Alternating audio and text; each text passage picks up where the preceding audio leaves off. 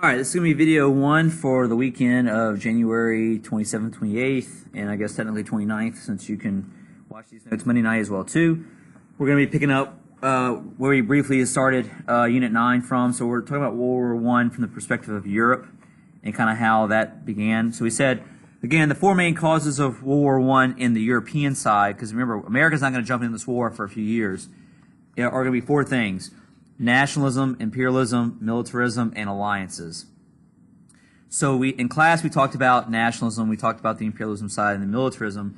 To kind of wrap up the militarism side too, the idea is that you get these militaries so massive that it becomes influential into your foreign policy. Basically, generals in the military and so forth, for the militarism aspect, become influential, and they help factor into how you do foreign policy because the military has become so massive, it has so much more influence now. But the last reason, and this is probably the most important reason why this is a world war, is the alliances. Essentially, you do not have a World War I without the alliances, because the whole idea is like, this is kind of like kids on the playground type situation where you have one kid has a gun and wants to protect himself against this other kid who has a gun, and they keep trying to outdo each other with their weapons. Well, the only way you can outdo each other with your weapons is that besides your weapons is to get more people on your side. So that's where the alliances come in. That this war should have really only been between two countries, Serbia and Austria-Hungary, but because of the alliances, you bring in Germany and France and Russia and Britain, all these different guys, and make it a world war. So before World War I broke out, not only do these countries build up massive militaries, but they also make these pre-war alliances. That way, if one country gets attacked, then other countries will come to their aid. So I'm going to give you the two pre-war alliances to know for this test. The first one's called the Triple Entente. The Entente being French is E-N-T-E-N-T-E. Triple Entente was made up of France, Britain, and Russia. So France, Britain, and Russia were allies before the war broke out. You can kind of see some of this on here too, but the wartime alliances are different from the pre-war alliances, which is why we're going to make some distinctions here. So that's the first alliance. The other alliance is called the Triple Alliance. So the second alliance is called the Triple Alliance. That one was made up of Germany, Austria-Hungary, and Italy. So the second alliance was the Triple Alliance, made up of Germany, Austria-Hungary, and Italy. So essentially, if any of those countries get attacked, then they all go to war with each other, which is where the war. This is how this all kind of breaks out. So let's talk about the events and how we get the assassination and so forth. So on this map, you see here's a map of Europe at this time. Here's France.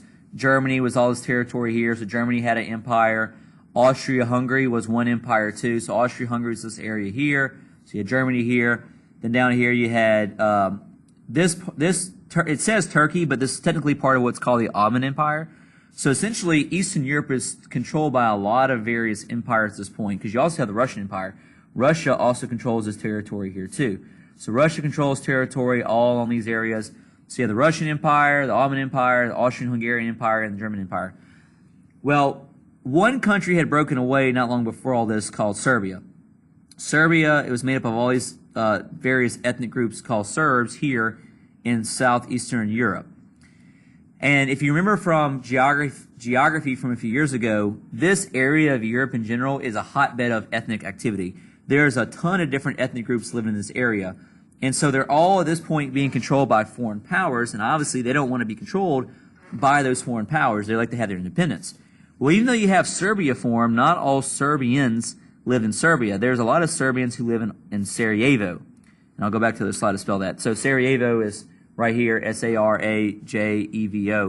So Sarajevo was a town near Serbia, but controlled by Austria-Hungary, that had a bunch of Serbs located inside. So naturally, the Serbs that were living inside of Sarajevo in Austria-Hungary wanted to break off and become part of Serbia and be away from Austria-Hungary. And there recently had been a conflict there, and there was some bad blood between the Serbians in that city and the royal government, which is why the Archduke, that's the title, Archduke Franz Ferdinand, was sent out to go basically do a goodwill tour in Sarajevo. His uncle? Yeah, I think it's uncle. His uncle, Joseph II, was the emperor of Austria-Hungary. but Archduke Franz Ferdinand was the next in line. So he's the heir to the throne, so he's like second guy in charge of the empire. So anyway, he goes on a goodwill tour into Sarajevo to kind of like smooth things over. They go around, kind of shake hands, do some publicity type stuff. Well, some of the Serbs there decide it'd be a good idea to assassinate him. And so this organization called the Black Hand decides that they're going to try to track him down and kill him. So while he's riding in his carriage, an open carriage through Sarajevo, this assassin from the Black Hand walks up named Gavrilo Princip and shoots and kills him and his wife. So the wife got killed, the Archduchess, and he got killed as well too. So both of them get shot and killed in this attack. So what happens now is there's a conflict between Austria-Hungary and the Serbs, and really Serbia, the country in general, because the Austrian-Hungarians blame the Serbians as well as kind of aiding them in all this. So anyway, it goes to the Austrian-Hungarian government makes all these demands on Serbia because Princip goes into hiding there. They want him turned over. They make all these astronomical demands for Serbia to give into, and basically Serbia is not going to because the requests are so high and so forth. And so while that's kind of all going on, Germany, one of the allies of Austria-Hungary, says, hey, if worse goes to worse, we got your back. So a month goes by. So the assassination happens on June 28th. A month goes by. Serbia, of course, passes the deadline without, because they gave them a month deadline, passes the deadline without giving in to the demands that Austria-Hungary had laid out. So on July 23rd, 1914, Serbia gets invaded by the Austrian-Hungarians. And so Serbia was allied with Russia. And I'm about to go through all the different alliances and stuff, and no way do you have to tell me on a test like how World War I broke out, but I want to explain to you kind of how this worked out. Serbia was an ally of Russia. They were kind of culturally the same, so they've been allies for quite a long time. So when Serbia is threatened, Russia begins to mobilize their military to help protect Serbia. At the same time that this is happening, Germany decides to mobilize too. So as Russia's mobilizing their soldiers to go help fight in Serbia, Germany decides to go ahead and declare war on Russia because Germany is Austria-Hungary's ally, and they see that Russia is getting ready to go help Serbia. So Germany decides to back up Austria-Hungary right before Russia jumps in to go help out Serbia. And because that occurs, and we know that Russia is France's ally a couple days later, because France is about to come into the war anyway, Germany goes ahead and declares war on France because, you look at the map, right, you got Russia on one side and you got France on the other. So they have to be prepared to fight a two-front war. And so, and we'll come back to, actually, to go after France, Germany decides that they're going to invade Belgium, even though Belgium had declared neutrality, because it'd be easier to go through Belgium here to get into France.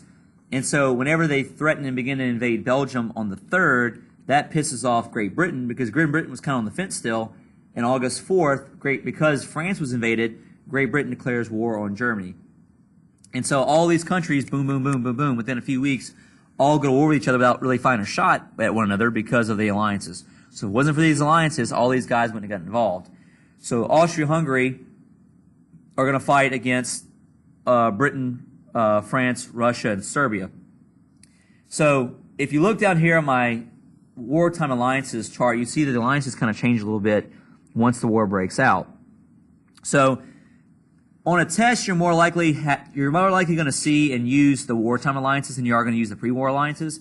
So Great Britain, France, and Russia will become the allied powers. Both of them drop the word triple because eventually they're going to get more than 3 countries to join. So Britain, France, Russia all join the allied powers. Serbia is going to be part of that as well too. Italy didn't take a side at first. So Italy was supposed to take Germany and Austria-Hungary's side, but when the war broke out, they took nobody's side. They basically sat out a year for the war and didn't join anybody's side. In fact, they waited a year in 1915. They switched and they actually joined the British and French side and not the German side they originally had pledged to fight with.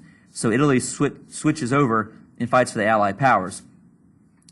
Germany, Austria-Hungary are going to be the Central Powers, but they also get the Ottoman Empire to help fight it with them a year later too. So 1915, Ottoman Empire jumps in and helps them as well. you also have some countries like Bulgaria and stuff that fight with them too. So you look at the map, all the gold represents the Allied powers. You see like Switzerland and Spain and Sweden and Norway and Denmark, the Netherlands, they all declare neutrality. But like Romania, Serbia, Greece, all these guys fight with the Allied powers. On the Central Power side, it's Germany, Austria-Hungary, Bulgaria, Ottoman Empire, Empire as well. I don't know if you knew how to spell that, but it's on the screen here. Ottoman is Ottoman, Empire.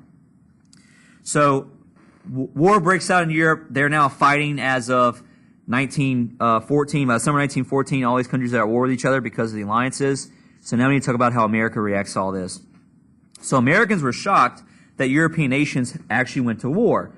The U.S. had begun to expand internationally too, but we still held on to our old-time ideas of Washington and Jefferson that we should stay out of European affairs.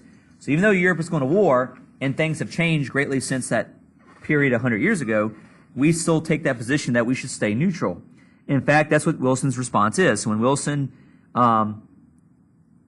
sees all this happen in 1914, he declares neutrality because we feel like there's no reason for us to get involved in this.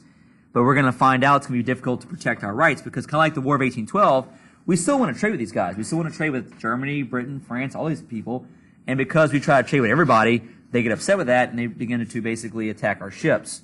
So we want to remain neutral, and we fairly much stayed neutral for about 3 years, but eventually we get sucked into this war by 1917. But we do try to stay out of it as much as possible in that time frame. Okay, so we'll stop video 1 right there.